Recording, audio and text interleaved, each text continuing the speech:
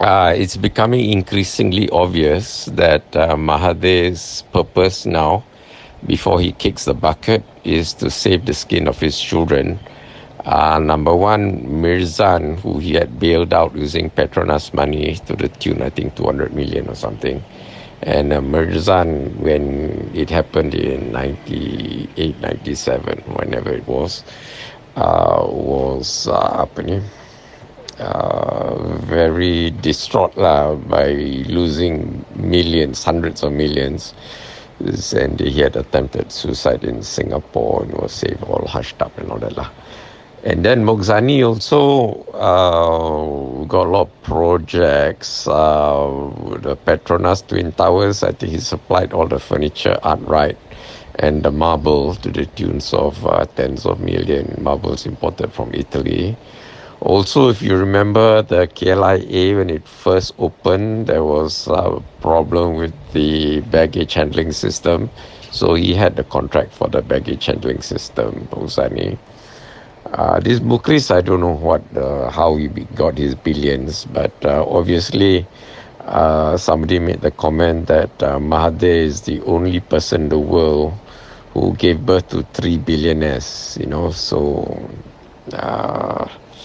that's enough smoke there to warrant investigation. So this old man is trying to save his children again lah, because I think he suspects once he kicks the bucket, there'll be a witch hunt on his children. So he's trying to do whatever he can while he's still alive to protect them and to change the narrative lah. Like orang Melayu miskin, he need to tolong them. Actually, he wants to tolong his own children become even richer. He and Daim and what they call the Peremba School of Management. So when Daim was chairman of Peremba, I think they had a plan to develop 30 billionaires among the Malays and then have a trickle-down effect. So that these 30 billionaires will create multi-millionaires and millionaires and enrich the Malays. But instead of trickling down, there's that fella, what's his name, Samsudin or something, Sam Dato, also part of this Peremba School of Management. He's the one who married that South African beauty queen, is sapu all the money and disappeared, And Tajuddin Ramli also was part of that Peremba School of Management lah. So he was given Celcom to manage, and then later was given MAS, and of course he doesn't know anything about aviation, so he screwed up the whole thing. I have pilot friends and friends who worked in MAS, and they told me all decision making, all Kong and Bull decisions.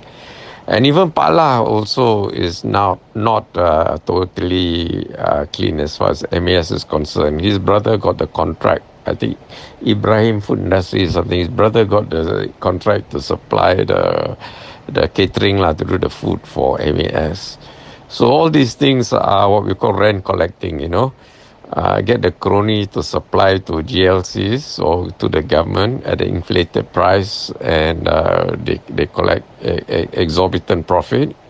And I think without doubt there'll be some kickback involved. So when Anwar says that he don't want any of his siblings to tender for government contracts, that's quite admirable.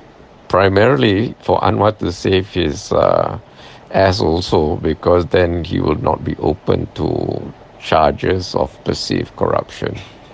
Even if it was not done in an underhanded manner, he just doesn't want to be open to that charge. When you're a politician, you're under a microscope. Everybody's looking at every move that you make. Unless you're Mahathir, then you are very sly and you use many layers of subterfuge to hide your wrongdoings. So as far as I'm concerned, Mahathir is a traitor lah. Okay, kononnya under the banner of helping the Malays, he just helped the political elites, among them his children, Daim, and the members of the Peremba School of Management lah, including that guy who died in the helicopter lah, Yahya something, whatever. Yeah, and then the Jamaluddin Judges also part of that Peremba School of Management lah, they call it. Apa lagi who are the other people involved? This side Mokhtar lah, got the monopoly for Bernas, for Post Malaysia.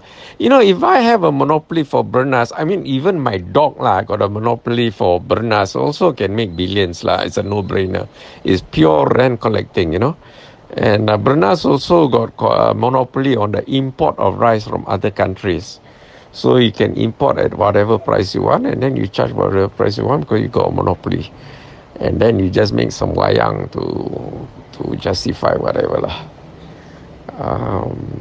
Who else on this Peremba school? Anyway, all those jokers lah, all these political elites, cronies of Mahathir, they're all ought to be lined up and face a firing squad lah, as far as I'm concerned.